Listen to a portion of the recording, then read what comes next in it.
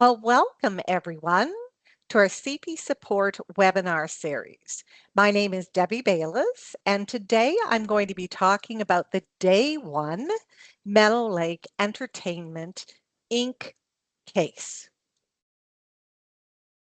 So before I begin, a big thank you to CPA Western School of Business, CPA Ontario, and CPA Atlantic School of Business for their great partnership in ensuring that this valuable information is available to you as you prepare to write CFE in September.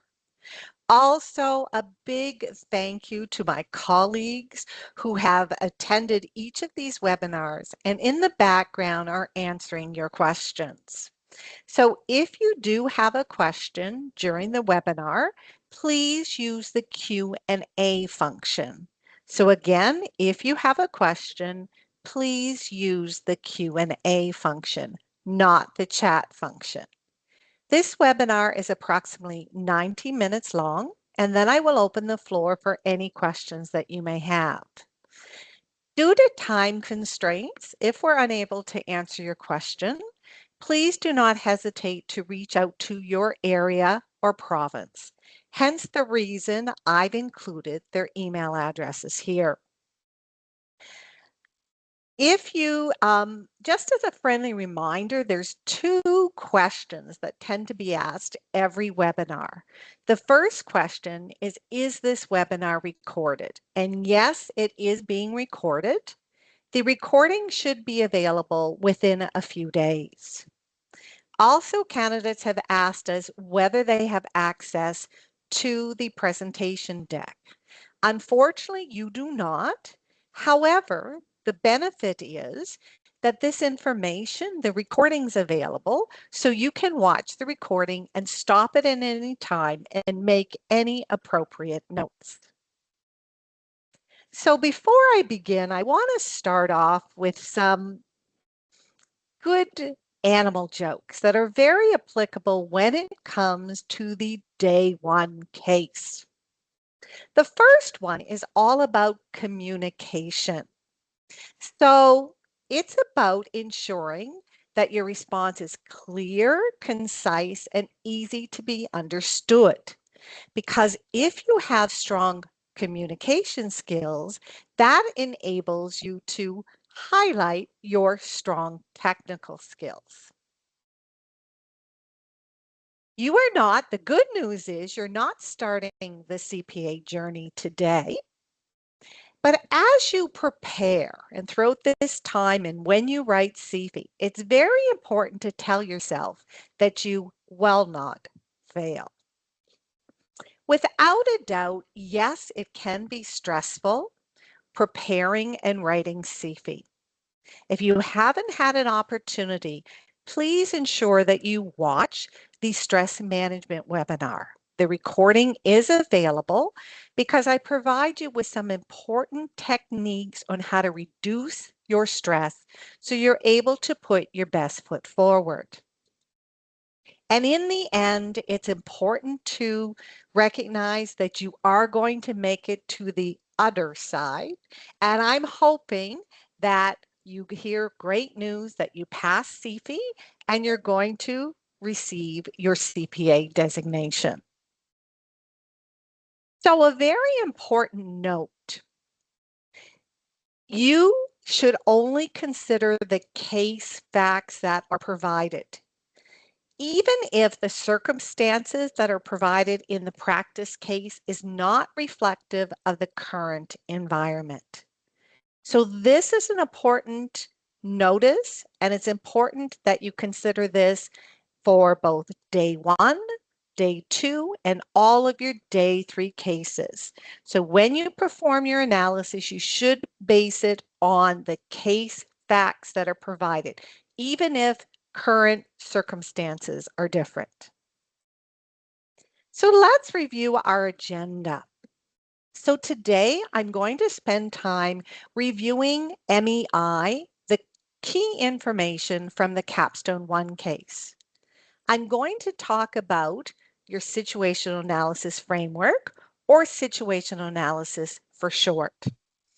And then I'm going to look at, and we're going to create an outline, a situational analysis and an outline for a sample day one case. And as usual, I'm going to open the floor for any questions that you may have. So the two main objectives today is to familiarize you with the key information from MEI Capstone 1 case and to help better prepare you for the day one case, including sharing best practices. So let's spend about the next 35 minutes reviewing the key information from Capstone 1. So MEI, the case the current date was May 30 of 2025. MEI is a small independent production company that creates educational content targeted to children. So their target audience is a niche market. It's parents who are interested in education and entertainment. They have two successful children's TV programs, Traveling Tina and Building Bert, plus they sell associated merchandise for those two shows. And they have one in development, Meteorologist Ming, and that is to be released in 2026. Plus they have two documentaries. They retain full ownership of the content, so they're able to license their rights for the programs and the films. Their content is viewed in Canada, however, not in all regions, so they don't have national exposure, and none of their programs have been translated into French. So from a vision perspective, and you're going to notice that when I review the company's vision, mission, values, and key success factors, is I'm underlining some of the key considerations when you're analyzing the different options. CPA Canada highly recommends that you memorize the company's mission, vision, values, and key success factors from the Capstone 1 case. Now, yes, you are provided with a Capstone 1 case. However, you don't want to waste valuable time leafing through that information to find the mission, vision, values.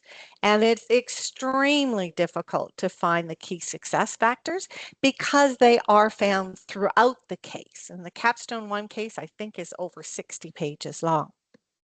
It's also important to know what are the key considerations because more often than not, the company's mission and vision and values don't change significantly. They may change some of the wording when it comes to the Capstone 1 case, but not the entire mission and vision. So let's go through these.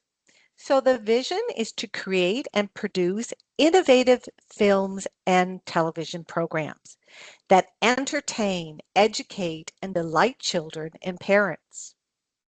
Their vision is to produce films and television programs that make a difference in family lives by providing innovative, timely, educational, and entertainment.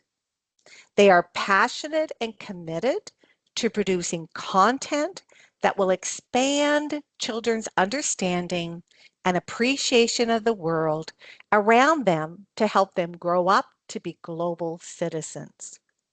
Now, you've noticed I've highlighted educate because this word is mentioned both in the mission and vision.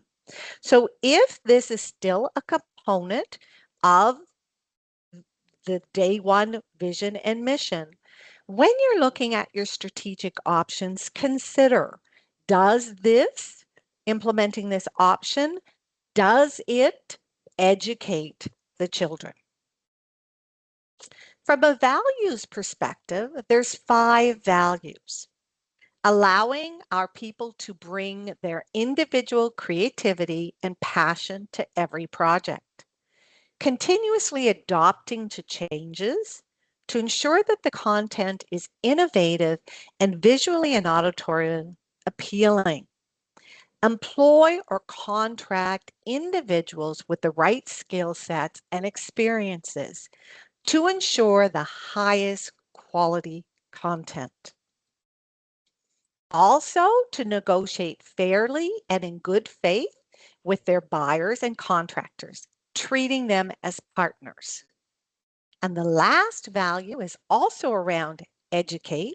So create content that educates children to grow up to be socially responsible global citizens. So when it comes to the key success factors, these are the key success factors in the industry. There's 5 of them. Develop effective cost control. Vertical integration so that they're able to offer additional services along the value chain. Secure or access to highly skilled or specialized labor. Manage multiple outsourcing contracts during all stages. And quickly adapting various technologies. So when it comes to the board's objectives and constraints, it's important to know what they were in the Capstone 1 case. Maybe when you review the day 1 case, some of these objectives may be the same. However, they may have changed them. So in the Capstone 1 case, these objectives needed to be achieved by 2027. And that's to increase revenue by 10% over their revenue in 2024. Increase operational profit margin to at least 12%. Expand into at least one new market segment to generate alternative sources of revenue. And to license at least one of the company's current or new films or TV series to a new domestic or international market. They also, from a constraint perspective, the bank said that no dividends could be declared or paid while the term loans were outstanding. Because this particular industry is very capital intensive, they had a lot of capital commitments for ongoing investments for development and production of various projects. So anytime you look at the company's objectives and constraints and you're analyzing the different strategic options, it's very important to carefully consider if implementing that option will have a positive impact on the board's ability to achieve their objectives. Will it also ensure that they won't exceed the constraint? So again, anytime you analyze your strategic options, you need to state whether implementing that option will help the board achieve its goal. Will it meet the goal? Will it exceed the goal? Will it hinder the board from meeting their goal? Or will it have no impact? I know that I've seen in many instances, a lot of the candidates simply state that that objective, say increased revenue by 10%, is either achieved or not achieved, or met or not met. In a recent Board of Examiners report, they said that this was a weak response and didn't provide the board with an accurate picture. If implementing that option increases revenue, even if it doesn't get them to 10%, it's still important to highlight that it helps them achieve their goal. So the next few slides, I'm going to go over the strengths, weaknesses, and opportunities and threats that existed in the Capstone 1 case. When you prepare your SWOT analysis for day 1, you're going to focus on the key information provided in that case. However, when I do go through the threats and the weaknesses, there's a few things I want you to be on the lookout. See if they still exist in the day one case. You notice here, I'll go through the strengths, and then you'll notice beside each case fact, I have for illustration purposes only an equal sign. And that indicates that I've included the why and the impact. And I've just done that so that you can see I've not only stated the case fact, but I've included the why and the impact. So let me go through the first example. So the strength, the case fact that was provided is MEI has unique and innovative approach to storytelling. So what? Why is that a strength? It's a strength because that is a source of differentiation. They have highly skilled and experienced management. They have a strong reputation of completing projects on time and within budget, which is a key success factor. They also have a strong reputation for quality, and they have a strong reputation for compensating employees and independent contractors fairly, which allows them to retain highly skilled and specialized labor, which is another key success factor. So when it comes to weaknesses in the Capstone 1 case, I want you to be on the lookout for these. Do they still exist? Because these are significant weaknesses and should be discussed when you analyze the various strategic options. So they were limited by the financing available. There was a lack of diverse programs, and the viewership for their TV programs was declining. They relied heavily on independent contractors, and there was expected a 10% increase for costs because of they were in high demand. They also relied heavily on the distributors to market and distribute their films and TV programs. For the opportunities, I've highlighted some of the opportunities that related to the strategic options in the Capstone 1 case. So driving segments, so those individuals born between 1997 and 2012, well, they really preferred digital video entertainment and video games. The line between filmmaking and video games were being blurred. So there was an opportunity for a partnership with video game producers. The Canadian government was providing support, tax incentives, and grants. There was an increase in demand and market for short films on streaming platforms. And there was new video and editing technology, both digital and AI technology. So if you notice, I just emphasized the case fact, but when I included this in my SWOT analysis, I made sure I also included the why and the impact. So what were the threats? And again, I've highlighted some critical threats that I want you to be on the lookout when it comes to day one. The viewers' preferences, they were constantly changing. The viewership for traditional TV was declining, and that's where the TV programs are being shown on is traditional TV. There's only 1% growth expected in 2026. The industry, very competitive, and the large operators, they were able to take advantage of economies of scale. They also had diverse range of content.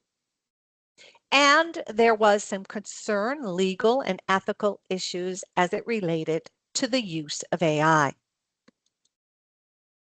So let's take a moment and I just want to summarize MEI's overall financial health. Again, based on the Capstone 1 case. I'm going to highlight a few important areas. Well, revenue, their annual revenue growth was higher than industry for 2023 and 2024. The reason why is because they had newly released content. However, there were some important case facts that indicated that annual growth, they it was not, they shouldn't expect the same annual growth moving forward. Why? Because viewership was slipping for Traveling Tina and Building Bert. In fact, the ongoing contracts for these two programs was in question. And if they were renewed, there was only going to be a 1% increase. So I want you to be on the lookout when it comes to the day one case. What's happening with Traveling Tina and Building Bert? Now, it's not only important to calculate the ratios and talk about what the difference is, it's important to explain why there is a difference. It's also important to consider the case facts and what's the implication. In other words, so what? Based on the case facts that's provided, what does that mean for their overall financial health moving forward? Well, future revenue could be significantly lower and more volatile. When it came to direct operating expenses and distribution and marketing expenses as percentage of revenue, they were higher than industry. Why? Because they heavily relied on independent contractors and distributors. And there was another important case fact that said that most likely these numbers were most likely going to increase because the contractor rates were expected to increase by 10%. Again, what's the implication? Well, operating profit margins, all things staying the same, would continue to decline. The last area I want to talk about is cash flow. So if the operating cash flow was similar in 2025 compared to what happened in 2024, MEI would not meet their cash requirements. And again, I wanted to emphasize that this is a very capital intensive industry. And they have commitments when it comes to repayment of loans, investment in TV programs. They also have a documentary, a family bike that still is being completed, and they need money for sustaining capital investments.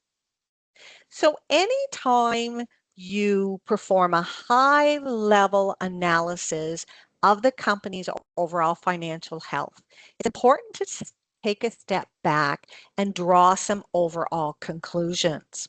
So in this instance, success is not sustainable. And in order to ensure long-term success, MEI must consider strategies that will increase revenue, secure financing sources, and reduce production costs. So once part of the situational analysis is you need to perform an overall quantitative high-level analysis of the company's financial health. And when you do that, you need to identify the areas of concern.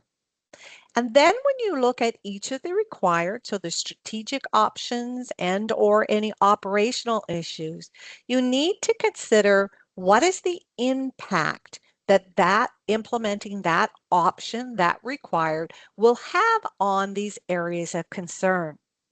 Will it have a positive impact or will it have a negative impact? So when it comes to the key players, in this instance, those were the board of directors, who were also your senior management team.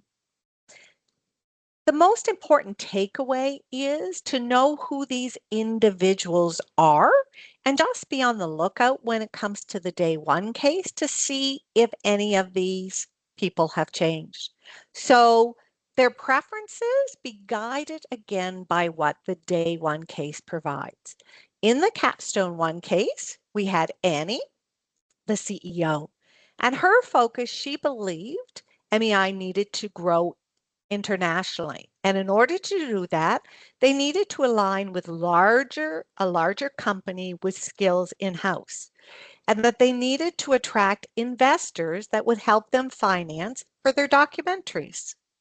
You have Francois, the VP of Client Relations, and he felt that MEI should remain independent because that would allow them to take on projects that they were passionate about.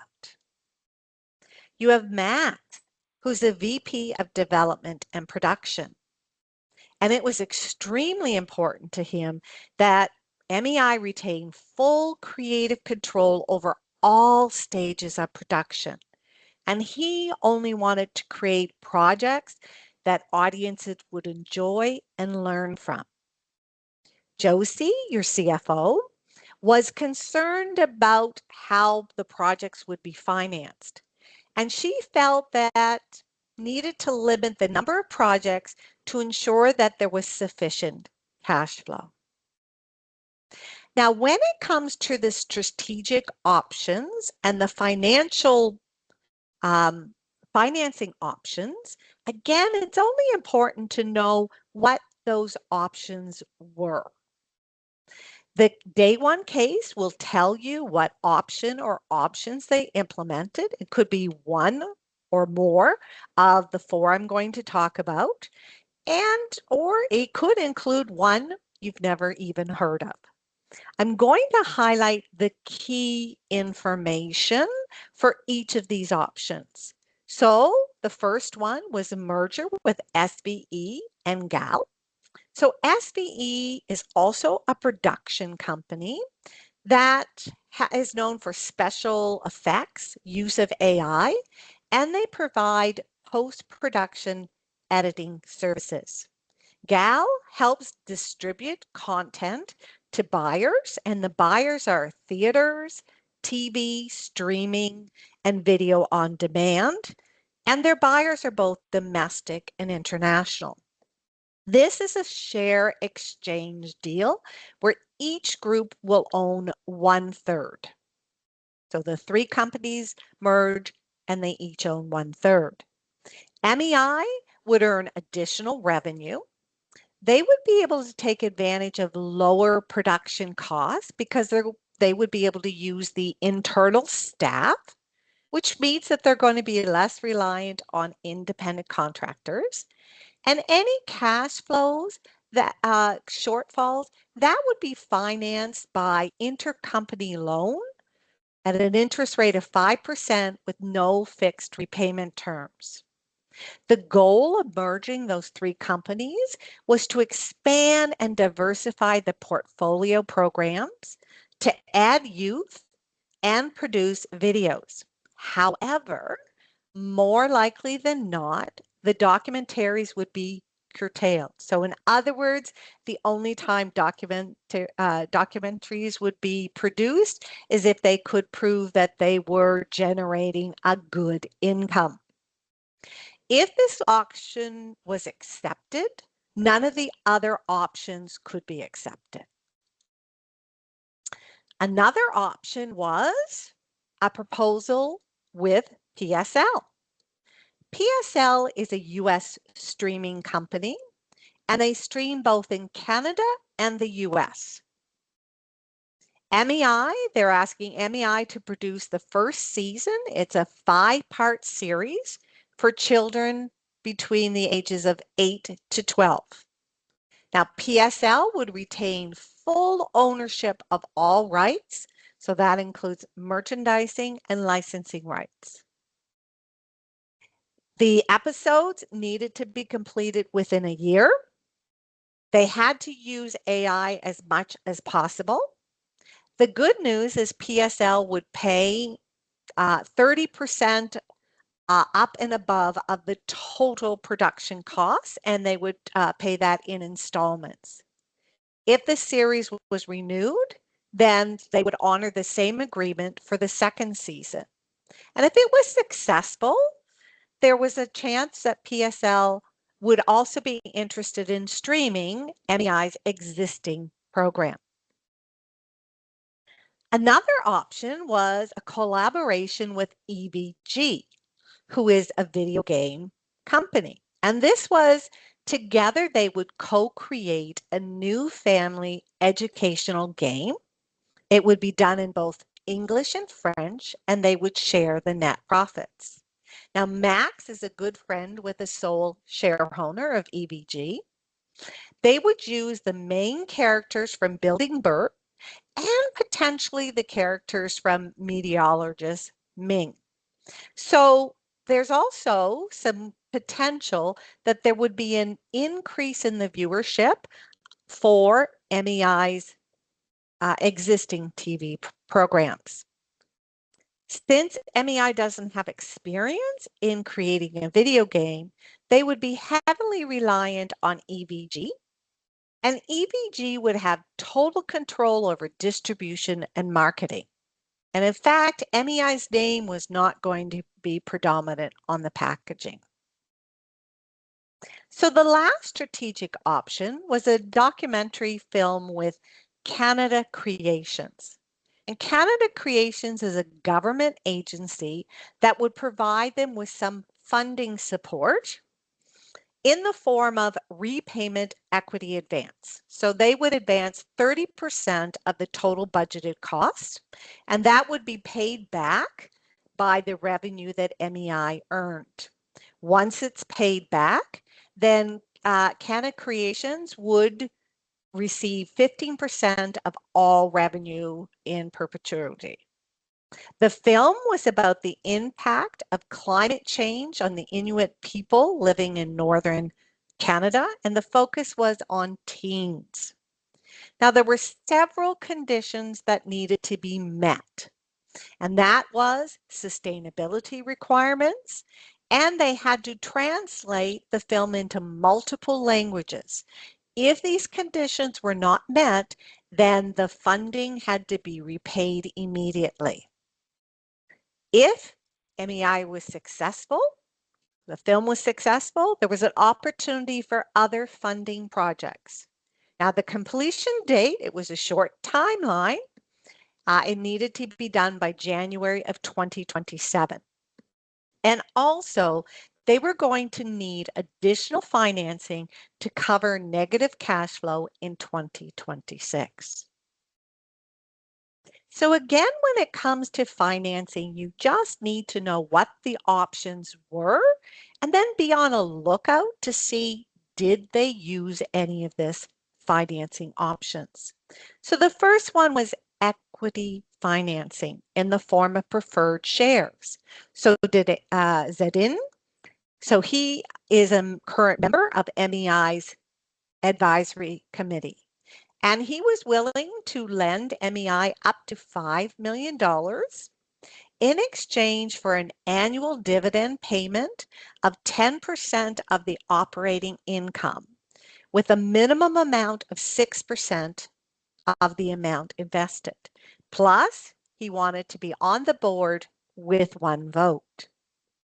MEI could also borrow $5 million from the bank. Now, that interest rate was 12%. And there was a requirement that they needed to maintain the operating income higher than 1.5 million. So when I look and think about the preferred shares, I want to be on the lookout and see if in fact they used that particular finance option. And if they did, I want to make sure, have those dividend payments been declared? Have they been paid? So when it comes to the operational issues from the Capstone 1 case, again, all you need to know is, what were they? Be on the lookout. Do these issues still exist, or were they solved? So when it came to the ethical issue, the board had asked you, the consulting firm, to provide some advice on the social and ethical issues regarding the use of AI. They were also considering changing the compensation for the independent contractors. At the time, they were using a flat rate during the production stage and then a fixed hourly rate during post-production. And what they were looking at is instead providing royalties to the independent contractors. You, as a consulting firm, from a governance perspective, were asked to identify risks in the entertainment industry and to provide some recommendations. The board was also looking for some great suggestions on how to secure content and prevent unauthorized copying of the content. So I want to spend some time talking about overarching and significant issues. These are normally their significant weaknesses or significant threats that impact both the strategic and operational decisions that a company makes. They also impact the overall recommendations that you need to provide. So I want to provide some examples. So some of the significant weaknesses or significant threats that impact those strategic and operational decisions are poor communication. The board may have conflicting objectives. There could be a conflict of interest. So, in other words, one of the board members might want to implement a strategic option for personal reasons opposed to what's in the best interest of the company. A lack of long term planning. There could be supply or production constraints, capital constraints. If there are a supply, production, capital constraints, it is essential that every time you analyze a strategic option, you need to talk about the impact to those constraints. There could be limited cash to invest in the strategic options, or potentially there will be limited cash. Because again, be on the lookout. Is there something occurring in the near future that will affect the company's cash flow, such as repayment of debt, repurchase of shares? There's a lack of focus on the core business, a lack of innovation, an inability to reduce costs. Can't reduce costs. That means that you're the only way, and if you can't reduce costs and you're losing your competitive advantage, that means the only way that you can remain competitive is to decrease your costs, which are going to decrease your operating profit margin. There could be unrealistic timelines, a downturn in the economy. That's a significant issue and impacts all of the strategic options that you would look at, because that means you need to focus on the areas in the industry that are growing and the target markets that are growing. A going concern that there's significant financing constraints, potential fraud. There could be limited management resources. So let me provide you with an example. A lot of the times when you read a day one case, you know that a particular factor that they're discussing is significant because it's mentioned more than once. So if in a day one case, it mentions that management, they're very busy, there's errors that are happening, or that they haven't been able to, focus on strategic planning, that's all an indication that there's limited management resources. So every time you analyze the strategic options, you need to consider, will that free up some of their management, some of their time? Because that's a very strong reason to implement that option. Or will it require more of their time? And then when you provide the overall recommendations, say all of the options that are presented are all viable, but there's limited management resources. So your recommendation is not credible if you recommend that you implement all of the options. The first thing that needs to be addressed is how to free up management's time before they can implement effectively the options you're recommending. So, what were the overarching issues when it came to MEI for the Capstone 1 case? Well, they did not have a diverse inventory of programs. They were, they only had a niche market. And that market, their viewership was declining, questionable about the future viability of traveling Tina and building Bert. And we know that the audience needs were constantly changing. Moving forward, they had limited financing available.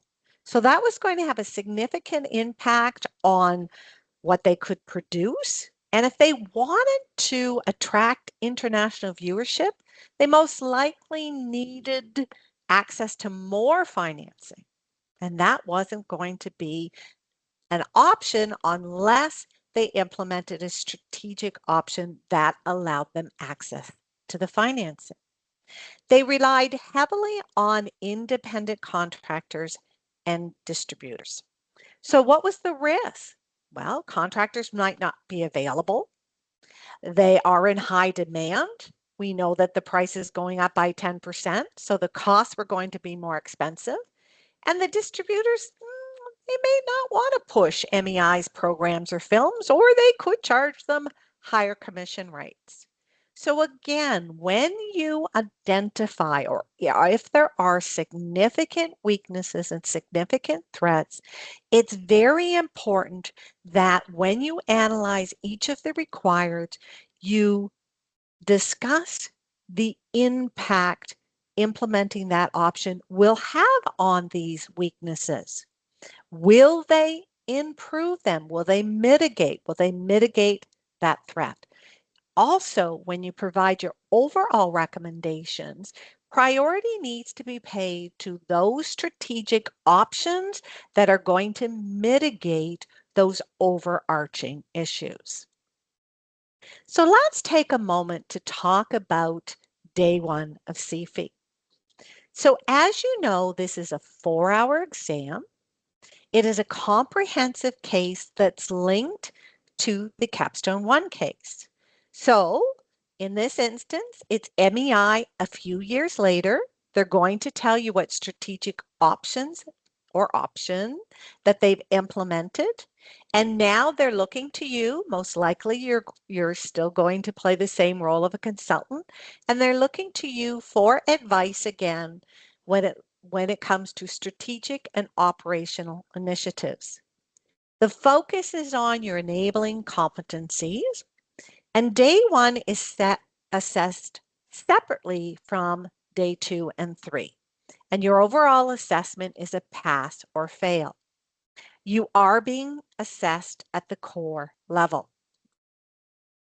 So I want to talk about situational analysis framework, or situational analysis for short.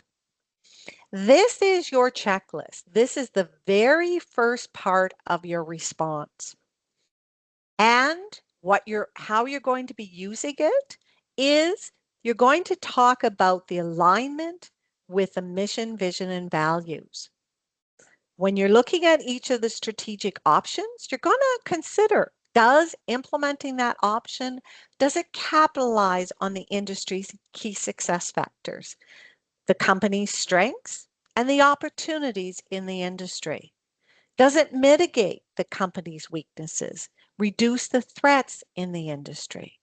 Does it help the company achieve its objectives? Does it improve the company's financial concerns? And if there's covenants, does it make sure that they meet the covenant? Do not exceed the covenant. So what are the key components of a situational analysis? They're all the components that I shared with you as I reviewed the key information from the Capstone 1 case.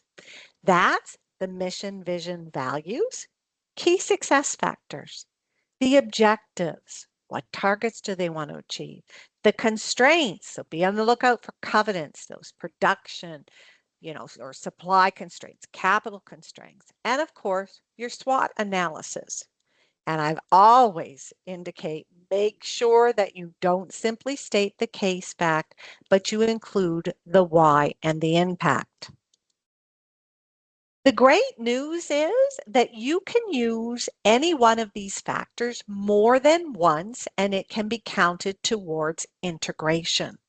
Now, I'll share with you in a moment what integration means. Another key component of your situational analysis is a high-level quantitative analysis. And the goal is to gain an understanding of the company's overall financial health and to identify potential areas of concern. So here are some items to consider. If they provide you, most likely they will, with quantitative objectives they want to achieve.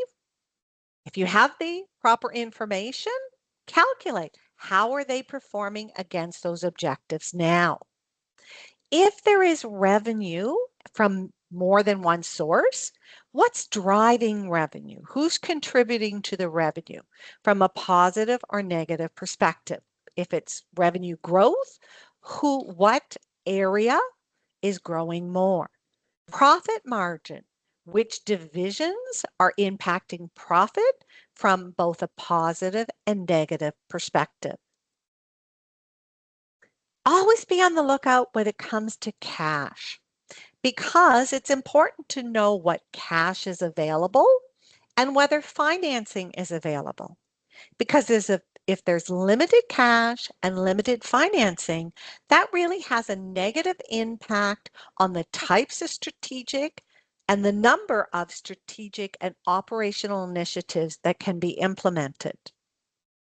And again, as I highlighted when I went through Capstone 1 information, it's important to provide an overall conclusion regarding the company's current financial health and highlight what they need to improve. So for example, to increase revenue, it's important for MEI to diversify their products and or their target markets. So when we look at your quantitative analysis, the types of things that you could include in your quantitative analysis under your situational analysis is, if you have the information, you could calculate some of the key ratios. You could compare them, if provided, with industry benchmarks. You can also highlight where there are significant differences in performance from the Capstone 1 case. If there's not information in which you can calculate ratios, then you can look and talk about the changes in some of the financial statement accounts. And as I said, if there's a covenant, ensure, and if you've given the information, calculate to see if that covenant is breached or not. Or are they close? So again, make sure that you identify the areas of concern, and when you're analyzing the various required, it's important to consider, will implementing that option have a positive impact on MEI's overall financial health? When it comes to your situational analysis, there's really two parts. So as I said, the first part of your response is your situational analysis. The second part is when you analyze the strategic and operational issues, you need to include under your qualitative and quantitative analysis the key factors from your situational analysis. Okay, so in other words, if implementing that option capitalizes on a strength, that's a very strong advantage of implementing that option. So in order to achieve the integration requirement, the factor must be not only identified in your situational analysis, it must also be included in your analysis of the strategic and operational issues. If you do that, that is counted as one integration factor. And again, I'm going to explain and share with you a sample feedback guide that'll give you insight in kind of what the expectations are when it comes to integration. So let me talk about the types of examples and integration opportunities. Well, first of all, I recommend that your primary consideration when you're performing your qualitative analysis for the required is to focus on your SWOT analysis. Okay, from your situational analysis, and then to focus on the key success factors. When it comes to the company's mission, vision, and values, I have here to think of this kind of start with your SWOT, then your key success factors, and then secondarily look at whether it is implementing that option is aligned with the company's mission, vision, or values. The reason I say look at this secondary is because in most situations, implementing a strategic option, it's not completely misaligned with who the company is and what they do. So in other words, implementing that option, at least it's aligned to some of the key phrases in the company's mission, vision, and value. So it's really not a differentiating factor. In other words, all of them are at least partially aligned in most situations. However, if implementing that option is misaligned, then that is a, a very strong differentiating factor. So again, I recommend highlight the qualitative factors from your SWOT for integration, then key success factor, then mission, vision, and values. So when it comes to your quantitative analysis of the strategic and operational required, you need to talk about the impact to the objectives and the impact to the constraints. So let's spend a little bit of time talking again about the importance of creating an outline. And I've shared this information in several of the other webinars. If you implement the best practice I'm going to show you shortly, and I've showed you in the day 2 and path to competent webinar, and also in the day 3 and time management webinar. This best practice ensures that you extract the relevant case facts so that when you perform and prepare your response, you're able to highlight the key case facts. I'm also going to share with you the structure that you should use, which means that you have already the structure in place. You have a lot of the relevant key case facts, so you can turn your outline into response quickly. That helps you manage your time. It also helps you, it's your roadmap for your response. And when you determine how much information you already have in your outline versus what you have left to do, that allows you to see the big picture when it comes to allocating your time for each of the requireds. So the options are to create an outline electronically or to create it on paper. Now, there isn't a right or wrong answer, and some people use a combination of both. The best practice I am going to show you is creating it in Word, because then you can quickly turn that into a response. In the end, it is your own personal choice and it's based on your own learning style. I would highly encourage you to try the best practice I'm sharing with you. And give yourself time. It does take time. You need to practice it.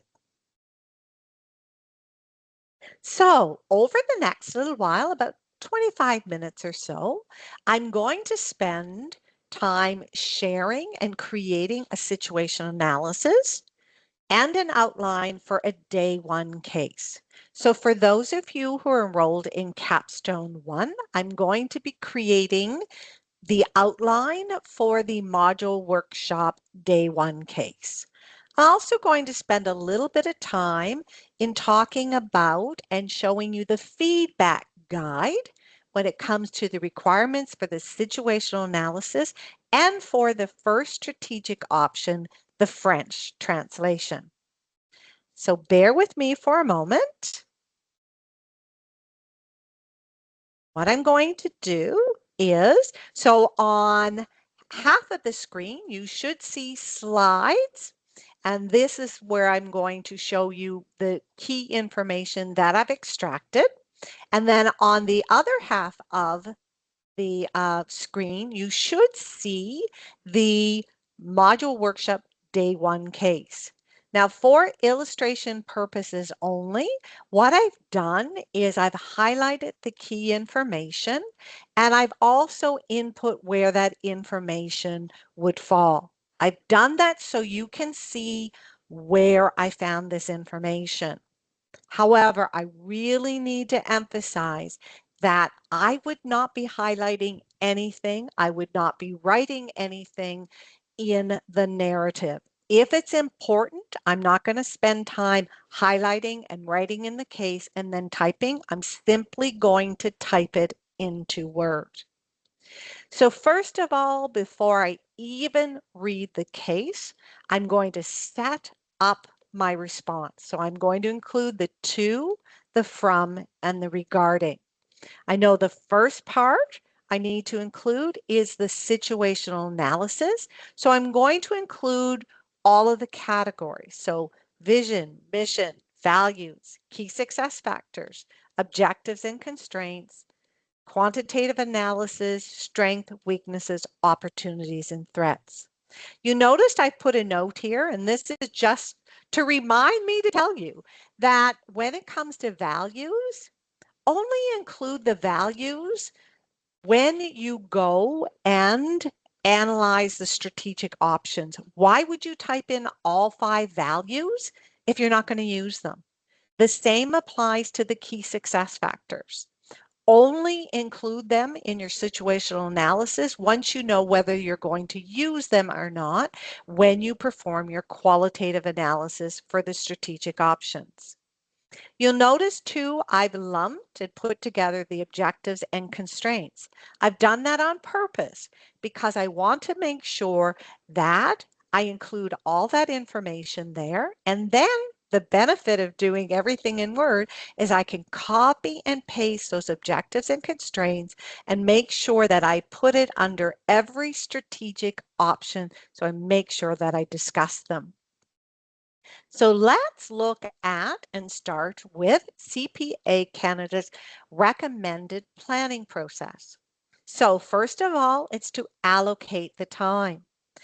The time for reading, outlining, and planning, so for RUP, is recommended 75 minutes. So I'm going to put my start time of 9 and go until 10:15. The rest of the time I'll spend writing my response. I'm going to break that down and once I know what the requireds are. Step 2 is to read the narrative. So again, let's start extracting the relevant information. So if you look at, the first thing is I always need to keep track of the timeline. Any dates that are given, I need to include those because they might help me identify some hidden issues. So it's October 2027. Again, our role is the same, consultant. And what's happened is they accepted PSL's offer. Already, I'm getting some information for my situational analysis. So I'm going to extract that. There's several strengths. They completed PSL contract on time and on budget. They're completing a smaller contract with PSL. And the three documentaries have generated moderate income and have been released on streaming services. Now, again, you'll notice I have the equal sign because I need to go back and include the why and the impact. I notice they provide me with some quantitative information. When it comes to day one, you never know what they're going to give you from a quantitative perspective. So I'm going to write that information under the quantitative analysis. Okay, so let's keep scrolling down, and they provide us with some more information for our situational analysis.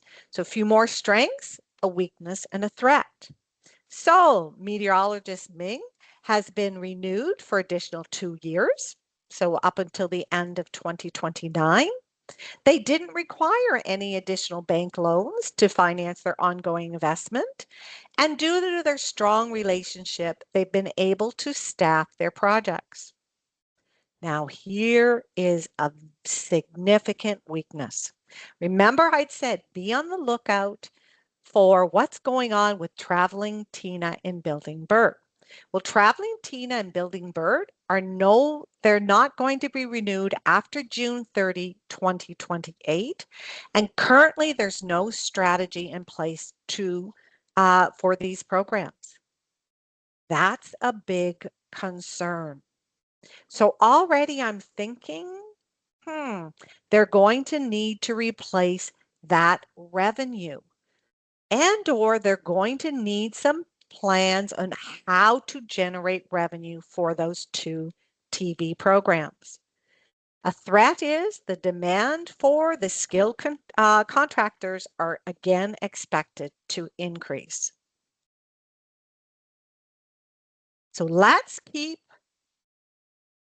reading and extracting relevant information. So here's another weakness that MEI hasn't won any awards in the last few years.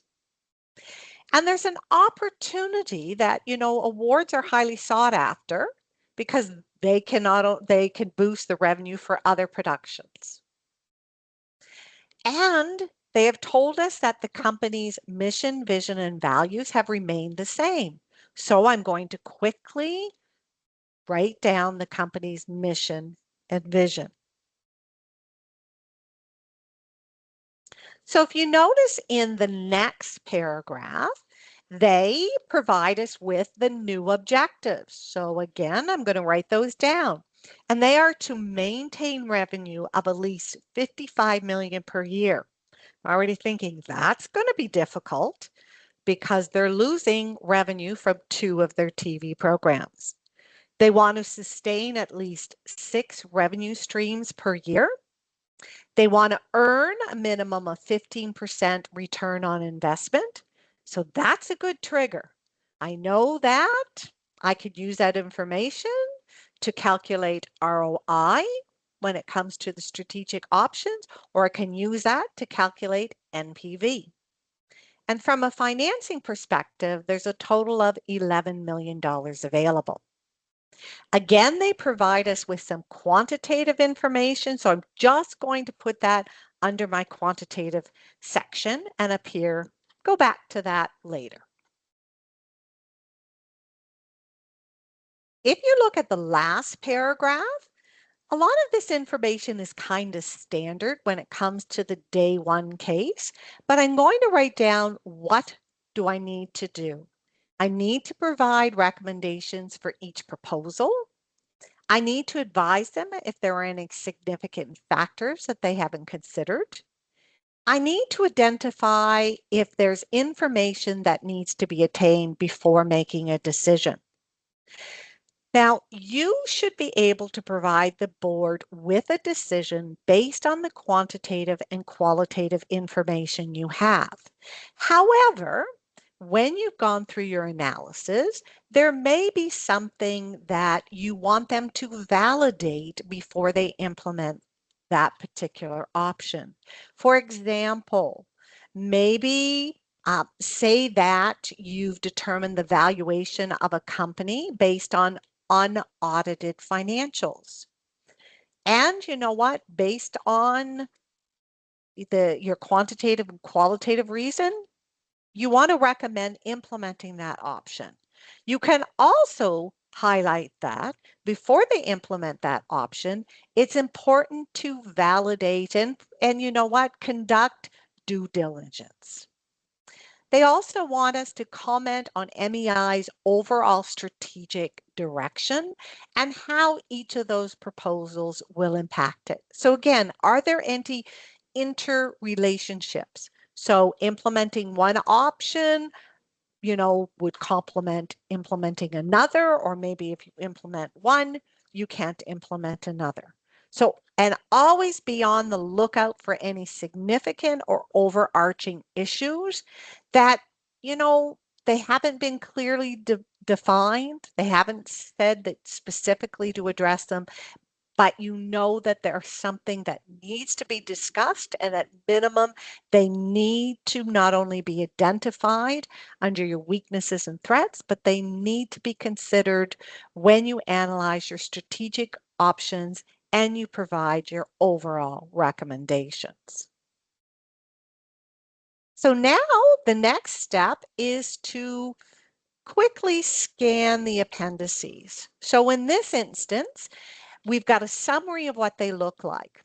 So there's a transcript of the board meeting. So that's where we're going to find what the options are. There's industry updates. So I know that always provides me with some great information for my SWOT. There is internal financial information. So there should be some information there for my quantitative analysis of MEI's overall financial health. And then it looks like I'm going to have to analyze four requireds. So French translation, steaming contract with PSL, advertising proposal, and going to great heights docudrama.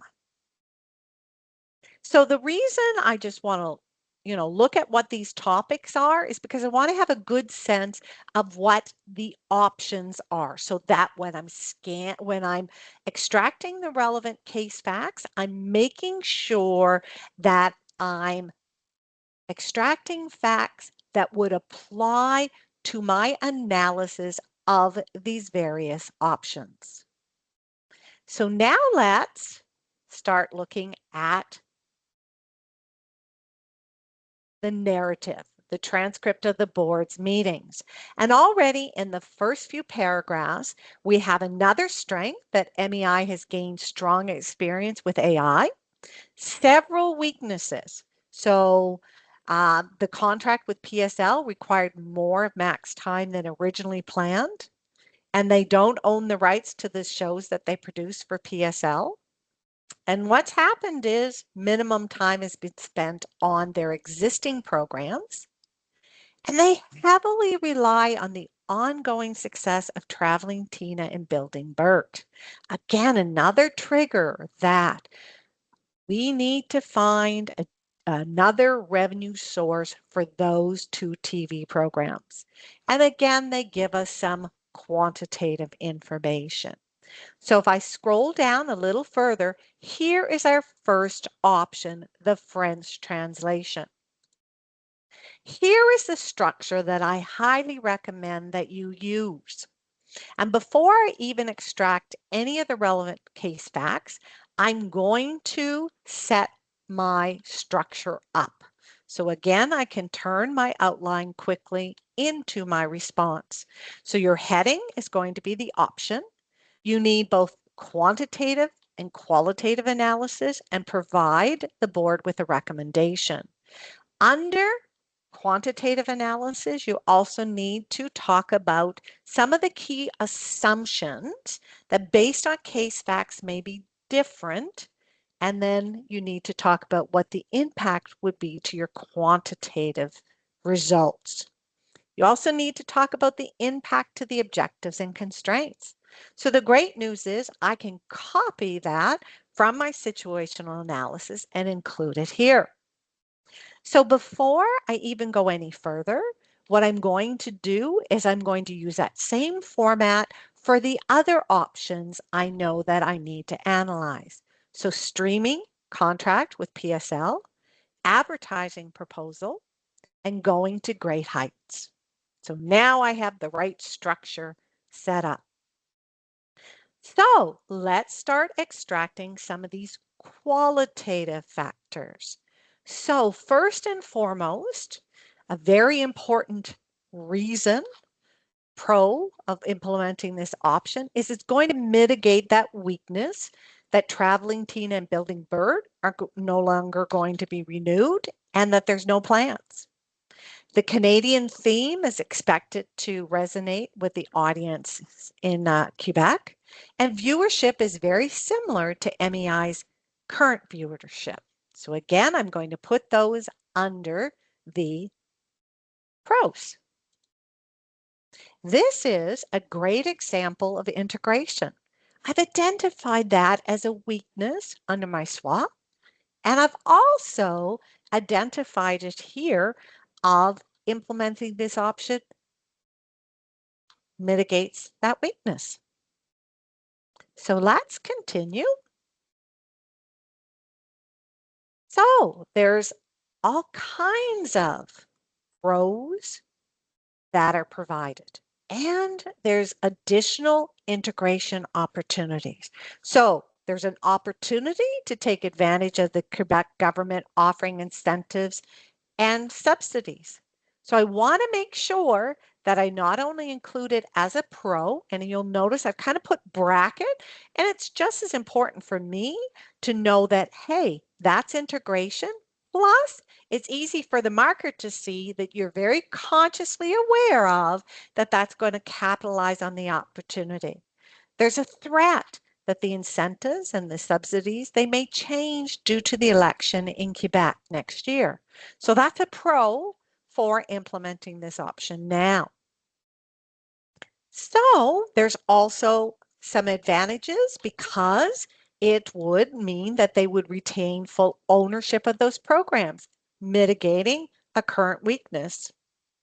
So if you look at this, here's another example of 3 integration opportunities. So what I'm going to do, because of limited time that we have, I'm going to kind of bypass the other strategic options, but I do want to highlight in the narrative here, it talks about selling traveling Tina. That's a new option. There wasn't an exhibit for it. So I know that before I even start to extract any of the relevant information, I need to use that same structure again. Quantitative analysis, including assumptions, impact to the objectives and constraints, your qualitative analysis, and recommendations. So I'm already thinking, they didn't provide me an exhibit. And what I can see so far here, there's limited quantitative information, and I know I need to perform a quantitative analysis. So let's think about if, okay, again, I'm going to include the fact that there we will receive 16 million in cash. It does say that they will lose revenue from January to June of 2028, but they're unsure of the amount, so can't use that in my quantitative analysis. However, there's some lost opportunity, okay, costs. Things like they would lose future revenue from merchandise. If they sell traveling Tita, well, they're not going to be able to translate it.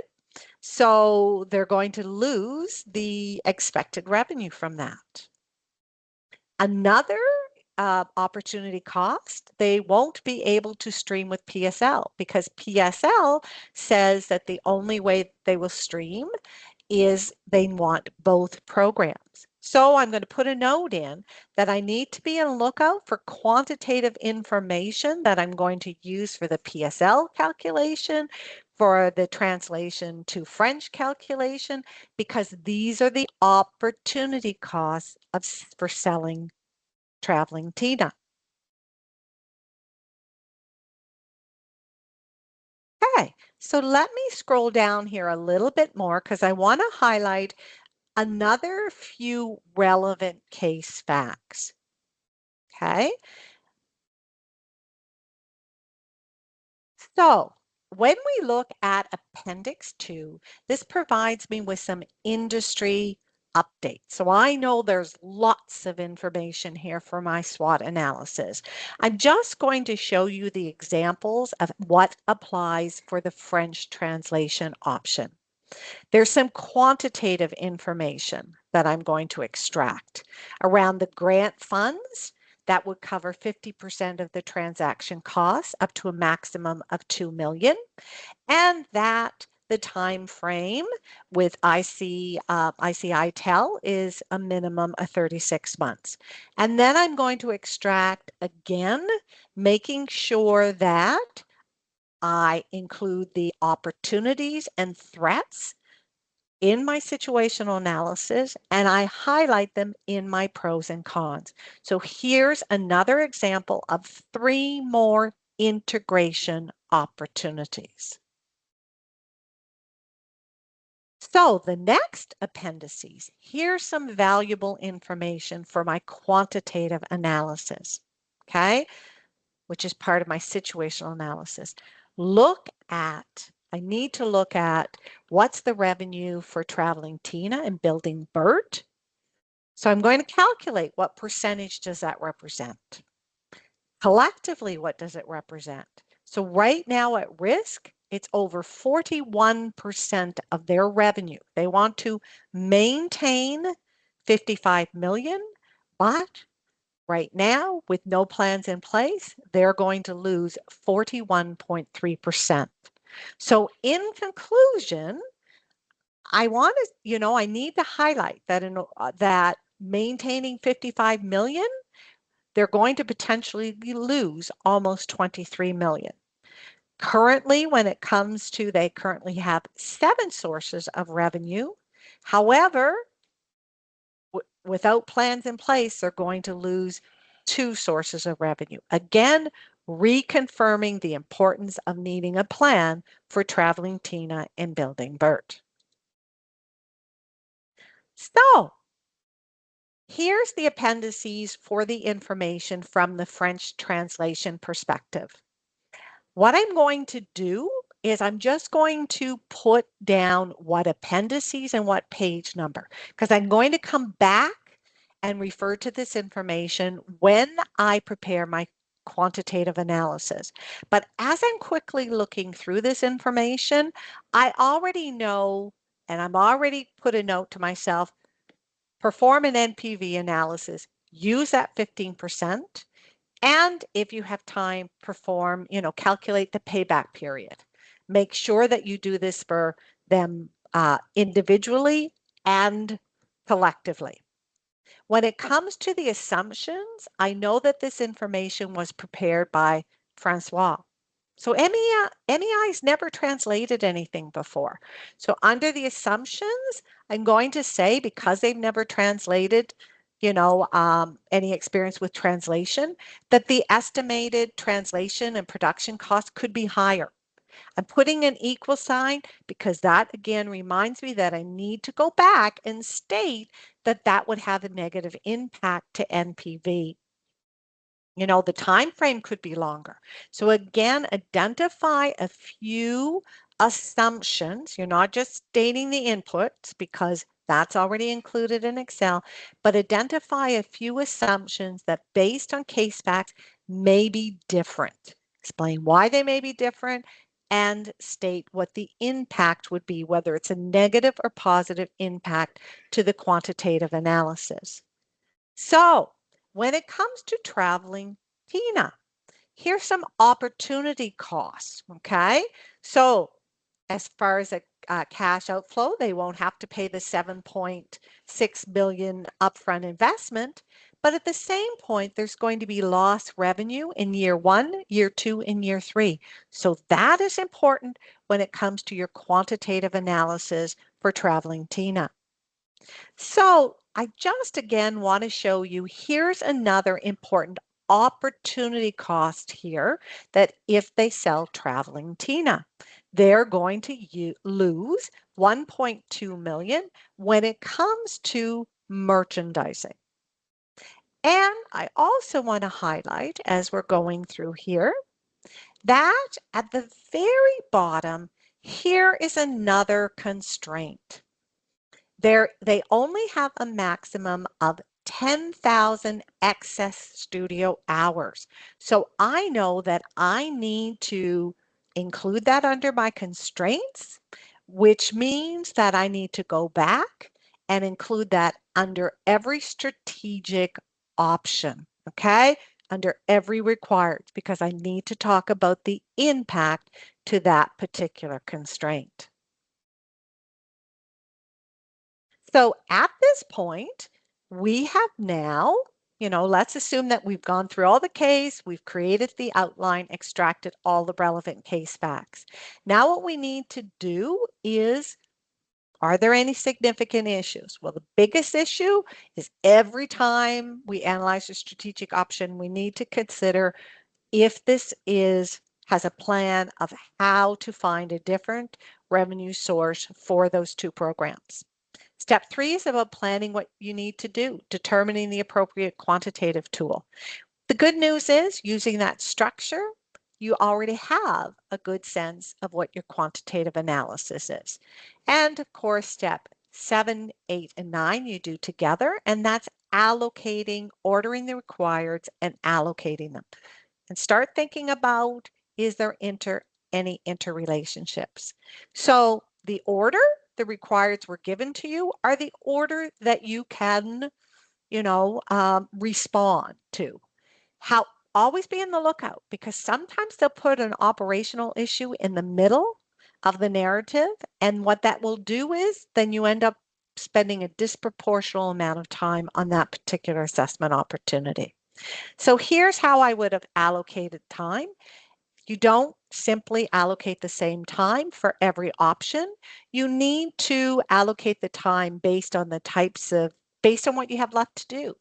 And when it came to French translation, there was more opportunity for quantitative analysis, so I allocated a little bit more time. For your overall recommendation, make sure that you put aside at least 15 to 20 minutes. And I'm going to show you why your overall recommendation is really important. And then, of course, make sure that you have some time for a quick review. So now let me bring up the rest of our presentation. We want to talk about the feedback guide. I just want to go quickly through it to provide you with some valuable insights. So when it comes to integration, what is the expectation? The expectation is for French translation, streaming with PSL, the sale of traveling Tina, the advertising production proposal, that you integrate at least 3 appropriate factors from your situational analysis. Very manageable. I showed you at least 6 to 8 examples. When it came to going to great heights, you needed to integrate 2 factors. And when it came to your overall analysis, which is part of your situational analysis, is you needed to perform 3 ratio analysis or discuss 3 financial statement components. Again, very achievable. And it's important to note that to achieve an overall yes when it comes to your integration, you don't need to achieve yes for all 6 of the requireds. You need to achieve yes for 3 of the elements and at least partial on 1. So again, candidates, this is easy to achieve, especially once you understand what you need to do. The Board of Examiners found that when it came to weak response, that candidates just simply listed the case facts. They didn't talk about the why and the impact. They didn't identify the items that had the most important influence, the ones that were the most relevant. So again, focus on SWOT first. Remember, the purpose of integrating the Key factors from your situational analysis is to demonstrate that you have a clear understanding of how the internal and external environment affects the decisions the company makes, and it also ensures that your recommendations are convincing and credible. So when it comes to French translation, okay, what were the expectations to achieve an overall yes? Well, from a quantitative perspective, you didn't need to perform all of the quantitative options, which were to calculate the annual operating cash flow for each of them, Traveling Tina, Building Bird, to calculate and discuss NPV or payback for Traveling Tina, Building Bird, to calculate and discuss the impact of both the programs, and to discuss other financial implications or quantitative considerations. That is all about the assumptions. So you need to identify a few critical assumptions that could be different based on case fact and talk about the impact. So again, you only needed to achieve a yes on your quantitative, you only needed to achieve strong on 3 out of those possible 6. When it came to your qualitative analysis, you needed to identify 6 pros and cons. One of them, at least one of them, needed to be either a pro or con. You need to make sure that you address both the pros and the cons, and you always needed to include your why and your impact to achieve a yes. I also made a note, again, remember that your calculations need to be supported. And that means if you're using a formula to arrive at an input number, okay, you would need to include notes. Again, the important thing to know is in order to achieve a yes for this overall assessment opportunity, you need to achieve yes in either quantitative or qualitative and partial on the other. So when I'm coaching candidates, I always say the easiest thing to do is to get a yes on your qualitative. Don't spend all your time on your quantitatives and not able to, because there's a better chance that you're going to have some errors.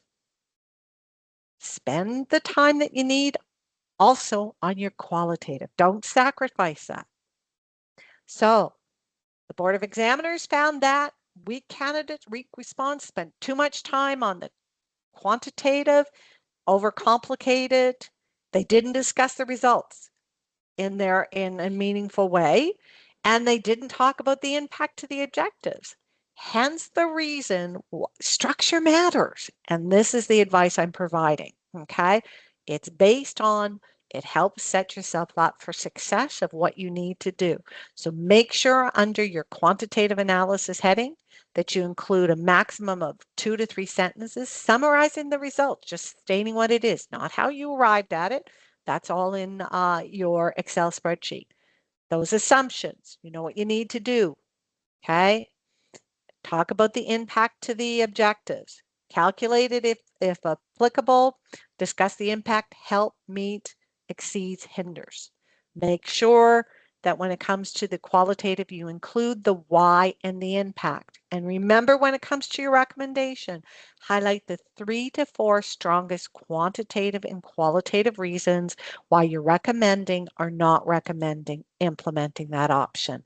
So again, that structure increases your chances of meeting the requirements and gets you closer to a yes.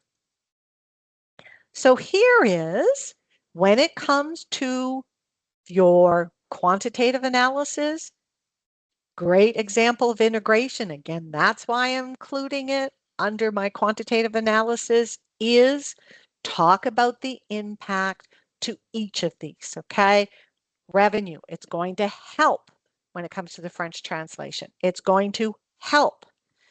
The 15%, you've calculated NPV, you wouldn't know it yet, but it's positive, so it meets it.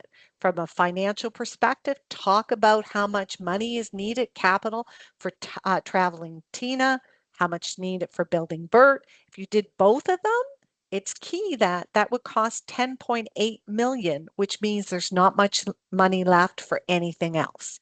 And then studio space. So what did the Board of Examiners find is, again, when it came to the qualitative, they simply restated the case facts, did not include the why and the impact. They had difficulty linking their analysis to the entity level strategic considerations. Focus on the most important things. You know, what happened is weak candidates focused on sort of the operational issues. So I provided an example here. When you talk about alignment with the company's vision, mission, key success factors, you need to address the how. I'm going to go through it for the key success factor because you not only need to address the how, but you need to talk about the why and the impact. So developing effective cost controls, it's a key success factor. So subsidies is available. And so the only forecast costs are translation costs. That addresses the how, which increases the chances of achieving the forecasted profit. That addresses the why and the impact.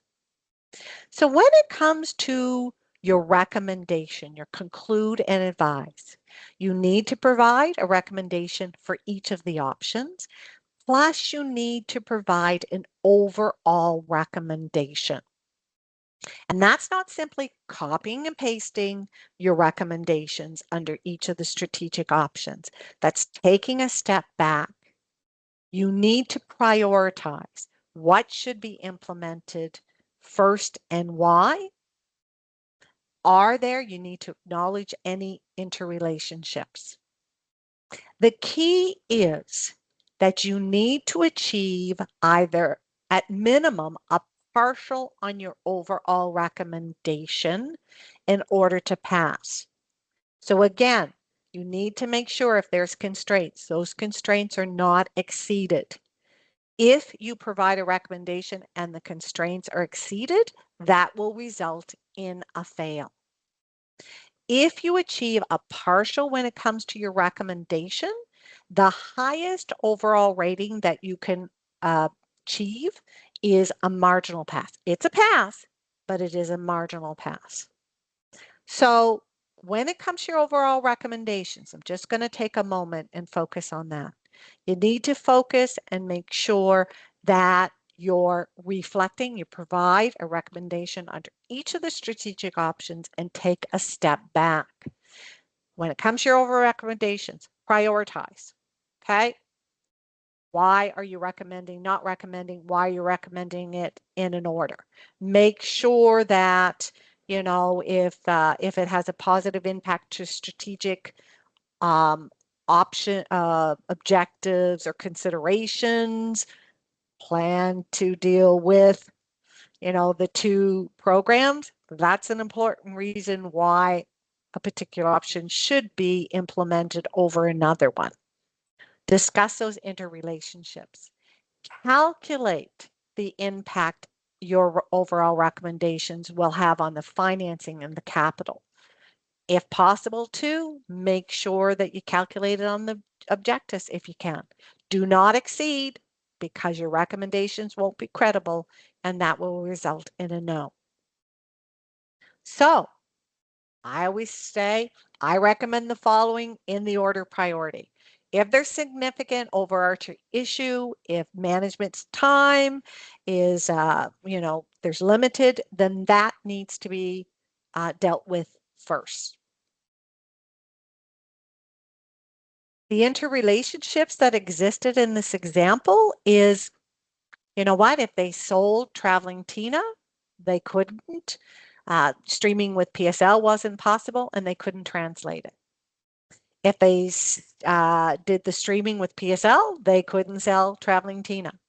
And when it came to the advertising and going to great heights, only one of those options could be implemented because of the limited studio space. So that's important to highlight in your overall recommendations. Again, calculate that if it's possible. And just so you know, no matter what the options that were available, it still wasn't going to be possible to maintain that 55 million. They needed to look at other plans for revenue sources. When it comes to your communication, make sure that your response is, understandable, that your quantitative analysis is easy to follow, that there's limited spelling and grammatical errors, because you want to make sure that the marker has a clear sense of what you're trying to say. So in order to pass, you must achieve a yes on 5 of the assessment opportunities. You have to achieve yes on integration from your situational analysis. Very possible. At least yes on 2 of the strategic options, yes for conclude and advise, yes for communication, and partial on all remaining assessment opportunities. The biggest takeaway is you must complete all of the assessment opportunities. If you don't complete one of them, that will result in a fail. So make sure when it comes to your time that you're managing your time carefully. You're not spending too much time on the quants, making it overly complicated. Make sure that you include that why and impact. Strong candidates, make sure that you focus on the most important qualitative factors, okay, that affect decision. Make sure your calculations are clear and easy to follow. So I've already shared this with you during understanding the CFE. These are the key questions that the markers look at. Did you take a step back? Did you look at the big picture? Did you perform quantitative and qualitative? Did you use the appropriate tool? Did you integrate from your situational analysis? Did you provide and add value when it came to your overall recommendations? So this is the last webinar.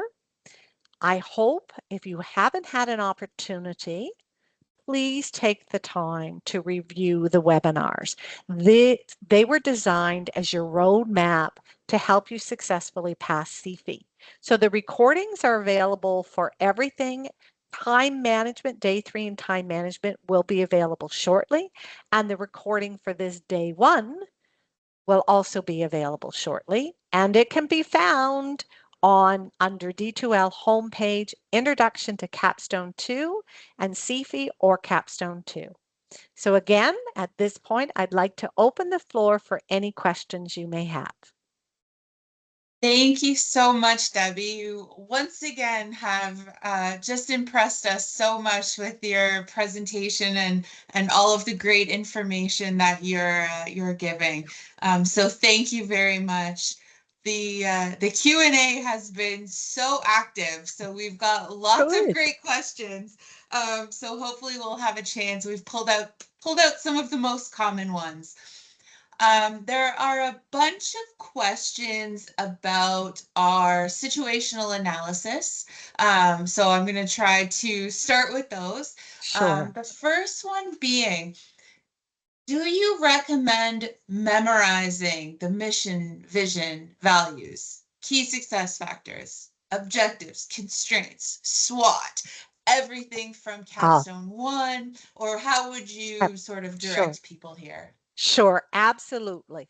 I would recommend memorizing the company. So from the Capstone 1 case, memorize the mission, vision, values, and key success factors because you want to make sure that they're top of mind so that even when you start looking at the strategic options, you're already thinking, oh, that's going to capitalize on a key success factor. It really does make a significant difference in knowing those ahead of time. For the SWOT analysis, just be on the lookout for some of those significant weaknesses and threats I mentioned, but you don't need to memorize them. Know what the significant issues were.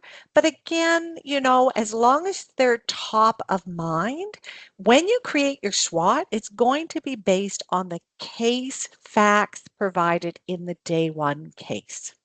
So hopefully that helps. Perfect. Thank you so much. And so, sort of along those same lines, in terms of the SWOT, we had a question. Do we have to answer the question, so what, for the SWOT analysis, or are we just answering that within our qualitative discussions for each of the options? Okay. You always should, when you state a case fact, you should always, they've given you the case fact. So as a CPA, you're really adding no value. So you should always answer the question, so what? What is the potential positive or negative impact? So when I'm inputting that information in my SWOT, I'm using that equal sign to remind me, Debbie, go back and include the why and the impact. So yes, it should be included, the why and impact in your SWOT, in your situational analysis. And yes, the why and impact should be also included in your qualitative analysis. Perfect. Thank you. And just in terms of that equal sign that you mentioned, there were a couple of people asking, is it okay to use that as part of their memo, part of their discussion, or were you just using that as a tool for yourself just to remind you to add that in? Yeah, I'm just using it as a tool to remind myself. You'd never use an equal sign in a professional memo. But I know that, and I know I've coached individuals, and I'm like, oh, they forgot the why and the impact. And why? Because they're using the equal sign. So, no, remove it and instead put the why and impact. Perfect. Thank you very much. Okay, so moving on, we had a question about an overarching issue and how to determine if an issue is overarching. So, is that something that the board specifically says that they're very concerned about, or is this something that students need to be on the lookout for as they're reading through that day one case? Yeah, they're not going to say, in big bold letters, this is a significant issue. This needs to be carefully considered. They are going to, I mean, when it comes to things like management time, or it comes to, things like, oh, one of the board members is really, there's a conflict of interest. Normally what happens is that's mentioned a few times and you're sitting there going, they've mentioned that more than once. This is important to consider. And you know what? I need to discuss this. But when you think about the example, the case that I gave you, it became very, very clear based on your knowledge of the Capstone 1 case that hmm, revenue from their programs are critical. And they were already in jeopardy when it came to those two programs. And then in the case, it said that those contracts weren't going to be renewed, and they don't have any plan in place for those programs. Right away, I knew that that was significant, a significant weakness, and I knew that I need to carefully consider the options that are going to do something about finding revenue sources. So part of it Yeah. was I needed to identify that. Absolutely. That was more important than some of the other weaknesses or some of the other qualitative factors in my SWOT analysis. Hey, thank you very much. That's very helpful. Hopefully everyone else finds that helpful too, but I sure did. Okay, so our next question is about best practices in terms of approaching the strategic options. So, do you recommend approaching the response option by option? finishing it, having your qualitative discussion, your quants, doing your conclusion, and then moving on to the next? Or do you recommend perhaps doing all the quants first for all of the options to have that sort of background knowledge of where you're going to land on each one before you start doing your qualitative analysis and conclusions? Well, you need to. So when you're providing a recommendation, a supported recommendation, it needs to be based on your quantitative and qualitative analysis. So I recommend, and I've always, anyone that I've ever coached, is complete both the quantitative, qualitative, and provide the overall recommendation. So all of that information is top of mind. If you're doing the quants for all of them, then the qualitative, it's kind of disjointed. And what happens is you might miss some of the key considerations when it comes to your recommendation. So I would strongly recommend that you analyze both the quantitative, qualitative, and provide your recommendations for one strategic option at a time. Yeah, I think that's the best way to do it as well. I would be very confused bouncing back and forth between the options, for sure. So somebody asked, they mentioned that they sometimes find the key success factors are very similar to strengths, in terms of the SWOT, and they end up sometimes repeating things, repeating case facts, in both areas. Is there a way to distinguish between the two? Are they okay repeating things? What's sort of your advice in terms of that when they do see these similarities between our key success factors and our strengths? Sure.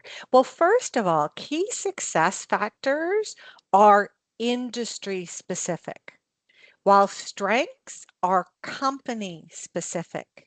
Now, a company's strength might end up capitalizing on an industry key success factor. Okay, so I think I provided you with an example where they had, trying to remember it now, they had a good relationship with their, oh, they were able to hire and meet their needs when it came to the independent contractors.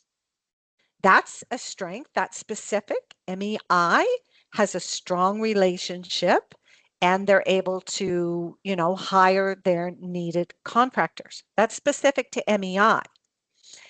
That which allows them to, you know, which Mhm. allows them to capitalize on that key success factor of retaining or, getting the um, the independent contractors. So they are related, but one, the strength is specific to the company. The key success factor is for the industry as a whole.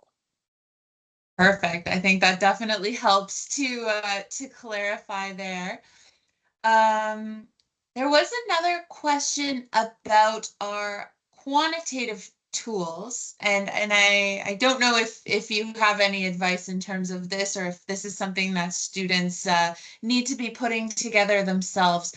But is there a resource that sort of summarizes the quantitative tools, sort of maybe the most commonly used or commonly seen quantitative tools for a day one case, and what triggers students should be on the lookout for? There was some concern in the Q&A about, what if I choose the wrong tool? I do the wrong quantitative analysis. Is that an automatic fail? So those sort of, I think, go together a little bit. Sure, absolutely. So first of all, if you haven't had an opportunity, if you didn't attend the live webinar when it came to day 3 and time management, I talked about the various quantitative tools. So there was some great information there, and many of those tools, or at least some of them, tend to appear when it comes to day one. So the type of tool that you use is dictated by, first of all, what are their objectives? Is there a tool that would provide them valuable insight into whether that, objective would be met? Again, it's important. So I would recommend to go back over that time management and that section on the quantitative tools. And one of the things I showed you was they wanted return on investment. And they gave you that the objective was 15%. So right away, that triggered to me, I can calculate, I can use 15% for an NPV. I can calculate return on investment. If they give me what the annual cash flow is and they give me what the upfront investment is, I can calculate payback. So what I would certainly advise is as you go through and prepare the different quantitative analysis, make a list for yourself. There are some common analysis that does appear. NPV is popular. Payback period is popular, but you do have to pick the appropriate tool based on the information that's provided to you and based on whether that will provide the board with some insights of whether they could achieve their objective or not. Perfect. Thank you. Yeah, I think it's important to, as you're going through the practice cases and you're seeing these triggers and you're seeing what tools are being used, to take those notes and make your own list and remember, oh, this trigger led to this tool. You got Yeah, it. that's perfect. Thank you. Great insights. Just maybe we have time for one or two more, if that's okay with you. Sure, that's Um, fine. there was a question about integration, and is there an easy way or a best practice way to integrate case facts in? Should it always be in relation to mission, vision, value, and objective when you were speaking about integration? Yeah, integration is. So again, I think the most important thing is what are you being tested on when it comes to day one? And what you're being tested on is that you illustrate, that you demonstrated to the marker that you have a clear understanding of the internal and external environment in which the company operates, that you've considered those factors when you've analyzed the options, and when you provided your overall recommendations. So integration is all about taking out those important, applicable, and relevant case facts from your situational analysis and including it in both your quantitative and qualitative analysis. So again, as I demonstrated and created that outline, I kept extracting the information. If it was an opportunity and threat, I made sure it was in my situational analysis. If it was appropriate for strategic option, I made sure it was also in my qualitative analysis. That's all about showing them I know what's going on. I've considered it, and my recommendations are very credible because they're the best options for the board based on the internal and external environment in which they operate and what they want to achieve, their objectives. Yeah, perfect. Thank you. And then last one, just in terms of the final conclusions, do you recommend using a decision matrix like they would have done in the Capstone one case? No, you don't need to use a decision matrix. Unlike this is not a report. So when you look at your overall recommendation, please go through that part, that section, because I find candidates really struggle with the overall recommendation. You need to hit all those points. You need to prioritize, state why. why you would implement a particular option first, why you recommended it, didn't recommend it, talk about the interrelationships. So again, I've tried to set up the slides in such a way and provide you content to increase your chances of achieving a yes. But please, as an exam supervisor, I see all the time, I say you have 5 minutes left, and I'm walking around and I'm noticing everybody's frantically, and some of the candidates are just starting their overall recommendation. You need 15 to 20 minutes. Make sure you manage your time well and make sure you devote the time needed for that overall recommendation. Perfect. Thank you so much. And I think that's about all we have time for in terms of the Q&A. So again, just a reminder, if you still have questions that didn't get addressed, please reach out to your region. You still can get answers to your questions. If you are taking Capstone 2, definitely make use of those discussion boards as Yes. well. You can ask questions there. Please just remember, give us a day or two. The recording will be posted.